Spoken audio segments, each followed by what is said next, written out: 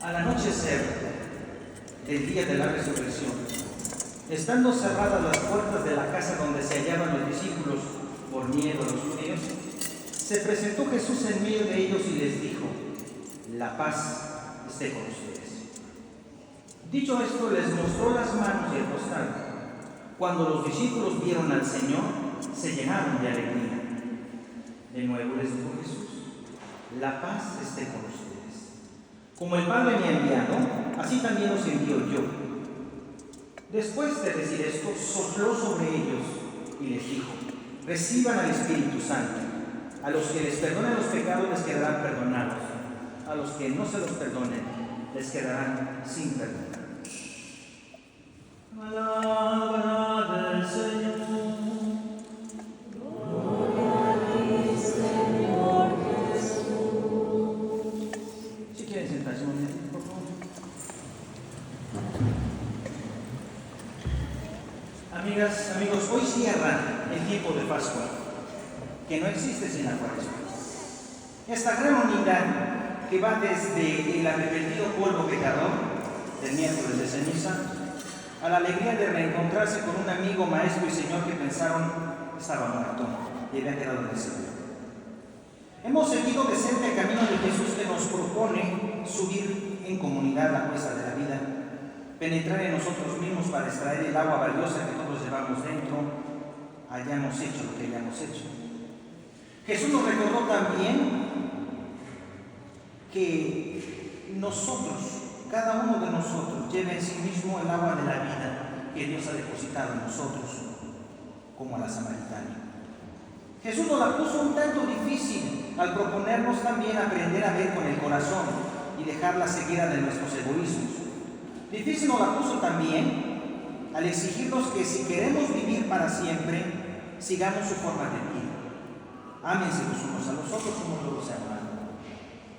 En eso conocerán que todos son mis discípulos. La única forma de no corrompirse en ese mundo. Después de acompañarlo en su crucifixión y en su muerte, unas mujeres nos dieron la buena noticia de que estaba vivo, de que ya no estaba en el sepulcro. Otros hermanos nuestros nos trajeron la noticia de que ya no estaba el cuerpo, solo unos sudarios, unas telas. Nos dijeron que sus llagas nos habían curado, nos exigían perdonarnos como Él mismo nos perdonó a nosotros primero, como Él hizo primero, contigo, conmigo. Él nos amó primero, aún siendo pecadores. Nos encomendó ir por todas partes y hacer discípulos, no clientes, discípulos. Nos prometió, en fin, que estaría con nosotros todos los días hasta el fin del mundo. Seguro que antes y hoy obliga la pregunta: ¿cómo hará Jesús para quedarse todos los días hasta el fin del mundo? La respuesta está en ustedes. De repente un ruido del cielo, como de un viento, escuchamos en la primera lectura, resonó en toda la casa donde se encontraba. ¿Sí? Dios viene de repente. Dios no hace termines. Dios viene de repente. Viene cuando quiere, cuando menos te lo esperas. Y de repente hace nacer algo nuevo. Ya no hay grupo de amigos, ni siquiera de fanáticos. La iglesia nació allí, del soplo de Jesús. Así como Adán llegó a ser que el barro de la tierra, por el soplo de Dios, fuera hombre viviente, así, por el soplo de Jesucristo, los miedosos encerrados de los discípulos se convirtieron en iglesia. Hay algo más. Como Dios vio a Adán solo y temeroso, la iglesia temerosa y encerrada bajo llave nació y nace el día en que Jesús abre las puertas y se queda con ellos. Nace también de su costado, manante de agua, bautismo, y de sangre, Eucaristía. Una iglesia con espíritu en salida nace en Pentecostés. Una iglesia que no se está quieta, ni a la defensiva, ni siquiera protegida, sino que es caminante, que sale al encuentro de las gentes, que obedece. Id, vayan por todas partes, no se queden, no estén esperando a que vayan a las iglesias, no estén esperando a que vayan a los muros. Vayan, iglesia en salida. Desde el principio el Espíritu de Jesús nos alardea y nos desequilibra. ¿Qué hacéis ahí plantados mirando al cielo?, nos preguntaba el día de la ascensión. Hoy puede adaptarse y preguntarse de nuevo: ¿qué hacéis ahí atrapados durante horas en la televisión o en el internet o en los mensajitos de móvil? ¿Qué hacéis ahí repitiendo las mismas cosas de siempre, en los mismos lugares de siempre? ¿Qué hacéis allí sentados en una oficina en innumerables juntas al calorcillo de vuestro grupo que piensa y habla con usted? ¿Qué hacéis allí repitiendo las mismas palabras, los mismos gestos, los mismos rezos, las mismas canciones? La gente acudió por el ruido, provocado por el Espíritu. Esto es lo que les pasa a los discípulos. Cuando el viento los desubica y transforma, Dios hace ruido, no cuchichea. Dios hace ruido, no nos deja cómodos. A la mexicana nos pone una pulga en la oreja.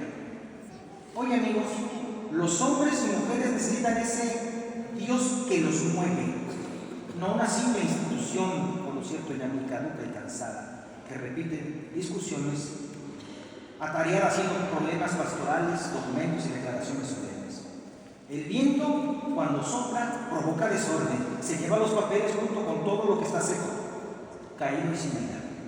En la iglesia somos los hijos del viento, del ruido, del movimiento, pues quien ha recibido el Espíritu del resucitado no puede quedarse quieto, no puede quedarse con los brazos cruzados, y más bien va por todas partes contagiando a los demás de lo hermoso que es que Dios haya soplado en mí, para ir diciendo a los demás: tenemos esperanza, no todo está perdido, podemos empezar de nuevo. La vida de la resurrección es una vida nueva. ¿Cómo no hacer memoria del Papa Juan XXIII cuando una buena mañana abrió de par en par las puertas y las ventanas del Vaticano para que la iglesia se ventilara un poco y poner así la iglesia al día, ayornamente, al día, sacarla de su encierro, decimos?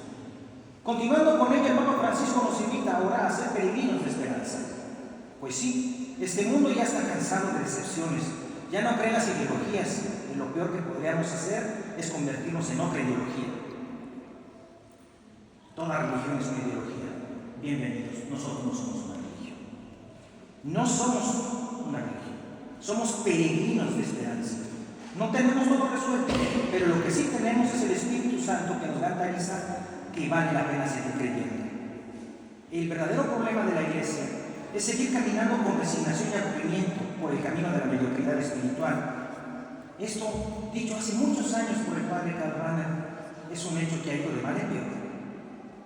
De poco han servido los intentos de reforzar las instituciones, salvaguardar la liturgia ortodoxa. En el corazón de muchos cristianos, esto se está pagando. No la liturgia, no los ritos, se está pagando la experiencia interior de Dios. Comunicamos todo: planes pastorales, programas, reformas, jardines, sínodos, menos la experiencia de Dios. Por eso, amigos, amigas, el texto relata cómo los discípulos, habiendo recibido el soplo de Jesús, se lanzan por el viento fuera de la casa y empezaron a hablar un lenguaje comprensible para todos, el lenguaje del amor. Claro está, el lenguaje de la iglesia animado por el Espíritu es el que habla al corazón del hombre, el corazón del alma que habla. Cor a cor loquitur, el corazón habla al corazón, gustaba decir San John Henry Newman. Un lenguaje universal que todos entienden, porque todos entienden del amor, de la vida, de la reconciliación, de la fraternidad, de la esperanza. ¿Cómo es que cada uno de nosotros los oímos hablar en nuestra lengua nativa? Todas las lenguas, la tuya y la mía. Las lenguas nativas, cuando hablan del amor, de hacer el bien, se entienden. Bien haríamos en recordar que los cristianos predicamos sobre todo a Cristo crucificado. Queremos contar su palabra, lo que Él ha hecho por nosotros. De esto tenemos que hablar y luego seguir haciendo en silencio. Es decir, que sigan funcionando las manos, hacer y oír. Los pies, buscar. Hablar de lo que hemos vivido al recibir el Espíritu Santo y trabajar porque los demás lo reciban. Decía Carlos Jung: eres aquello que haces, no lo que dices que vas a hacer. Las cenizas que nos impusieron al comienzo de la Cuaresma nos recuerdan ¿a qué nos reducimos cuando el fuego se apaga? Y el fuego de la vigilia pascual subrayaba que a Jesús se ha presentado como la luz de siempre encendida. Después de terminar la Pascua, deberíamos haber quedado dispuestos a recibir el cumplimiento de la promesa. Yo estaré con ustedes todos los días hasta el fin del mundo. Sí, todos los días.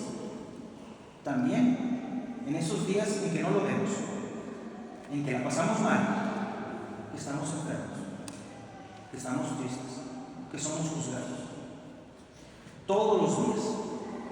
Seamos peregrinos de esperanza, pues el Espíritu de Jesús está con nosotros siempre hasta el fin del mundo. De pie, por favor.